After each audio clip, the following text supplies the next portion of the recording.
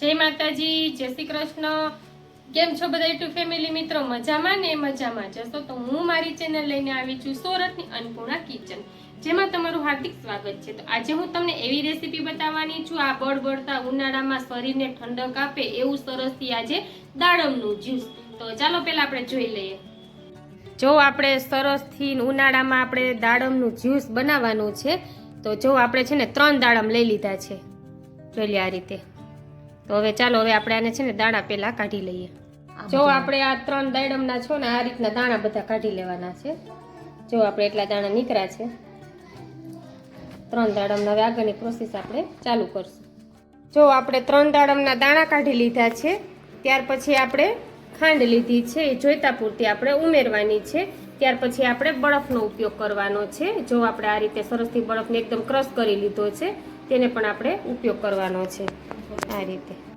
જો આપણે આ મિક્સર જાર લઈ લેવાનું, તેમાં આપણે આ 3 દાડમના જે આપણે દાણા બધા કાઢી લીધા છે તેને એડ કરી દઈશું। શિયાળામાં એકદમ સરસથી દાડમ આપણે આવતા જ હોય છે અને તાજા આવતા હોય છે, એટલે આનું જ્યુસ પીવાથી આપણે શરીરમાં ઘણા આપણે વિટામિન મળે છે અને ઠંડુ હોય છે। જો આપણે એને ખાંડનો આપણે જોઈતો પૂરતો ઉપયોગ કરવાનો છે। આ રીતે આપણે છે ને 3 થી 4 ચમચી જેટલી એમાં ખાંડ નાખી છે।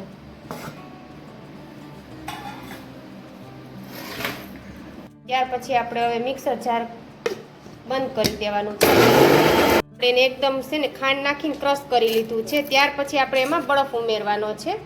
જો આ રીતે તમારે એમાં જોઈતા પૂરતો બરફ ઉમેરવાનું છે, તમારે જેટલું ઉમેરવું હોય એટલું એમાં ઉમેરી શકો છો। તો જો આપણે એટલો એમાં બરફ ઉમેર્યો છે। ત્યાર પછી પાછું આપણે એને ક્રશ કરી લેવાનું છે બંધ કરીને। આપણું આ રીતના જો બરફ નાખીને સરસથી ક્રશ કરી લીધું છે। ત્યાર પછી એને આપણે આ રીતે ગાળી લેવાનું છે,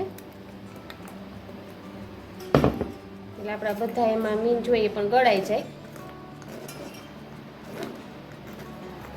કેમ કે આપણે દાડમ ખાતા હોય તો સાથે મીન તો ખાઈ જ જતા હોય છે, તો આમાં આપણે ક્રશ કરવામાં કોઈ વાંધો નથી, આવી રીતના પછી ગાળી લેવાય।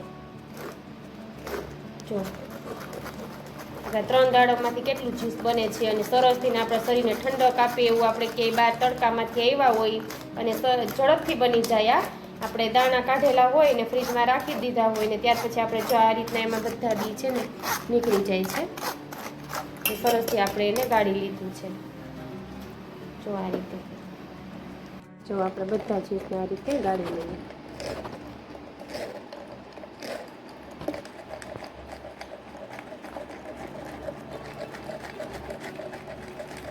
3 દાડામાંથી જો કેટલું જ્યુસ બન્યું। આપણે આમાં જો થોડી ખાંડનો ઉપયોગ કર્યો છે અને થોડોક આપણે બરફને ક્રશ કરીને એનો ઉપયોગ કર્યો છે, અને બાકી 3 દાડમ લીધા હતા।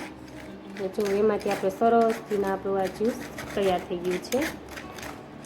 કેમ કે કોઈ બીમાર વ્યક્તિ હોય એને પણ જ્યુસ આપણે આ ઘરે બનાવી શકીએ છીએ અને ઝડપથી બની જાય છે, અને આપણા શરીરમાં ઘણા બધા આપણા ઘટકો અને ઘણી બધી આપણે વિટામિન પૂરા પાડે છે દાડમ। ફ્રૂટ તો બધા સારા હોય છે, એટલે ફ્રૂટમાંથી બધાના જ્યુસ અમે તમને અત્યારે આ સમર હાલે છે એટલે અમે તમને બધા એના જ્યુસ બતાવીએ છીએ રેસીપીમાં। જો સરસથી આપણે ગળાઈ ગયું છે અને એકદમ સરસથી આપણું દાડમનું જ્યુસ તૈયાર થઈ ગયું છે। જો આ રીતે તો આપણું હવે દાડમનું જ્યુસ તૈયાર થઈ ગયું છે, અને આપણે એને એક ગ્લાસમાં હવે શેર કરી લેશું। જો આ રીતે સરસથી આપણું જ્યુસ બની ગયું છે, એકદમ સરસથી હેલ્થી અને ટેસ્ટી જ્યુસ આપણે બનાવ્યું છે। આપણા શરીરમાં સરસથી ગુણ કરે એવું ચમત્કારિક આપણે દાડમનું જ્યુસ જો તૈયાર થઈ ગયું છે।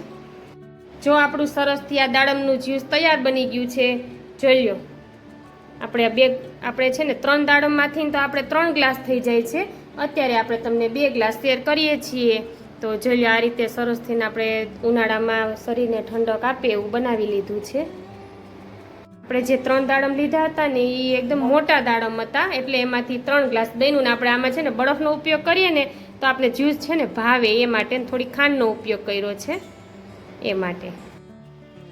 જો આપણે દાડમના દાણા કાઢી લીધા ત્યાર પછી સરસથી આપણે એને ક્રશ કરી નાખ્યું અને પછી આપણે ગળણા વડે ગાળી નાખ્યું છે અને સરસથી આપણે પેટમાં ઠંડક આપે એવું સરસથી આજે જ્યુસ બનાવ્યું છે.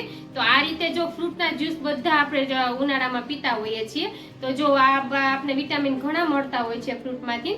તો જરૂરથી આનું સેવન કરજો અને જરૂરથી આપણે બનાવજો અને આ રીતે જ બનાવશો ને તો બધાને ભાવશે અને ઝડપથી પણ બની જાય. ખાલી એક વાર આપણે દાણા કાઢવામાં પણ ફાડા કરીને કાઢી નાખીએ એટલે એમાં પણ આપણે વાર લાગતી નથી. તો જરૂરથી મારી ચેનલમાં જો નવા વિડીયો જોવા માટે લાઈક કરજો, શેર કરજો અને સબસ્ક્રાઇબ કરી દેજો. ચાલો હવે આપણે આવતા વિડીયોમાં મળશું કંઈક નવી રેસીપી સાથે, કંઈક નવી વસ્તુ સાથે. જય માતાજી, જય શ્રી કૃષ્ણ.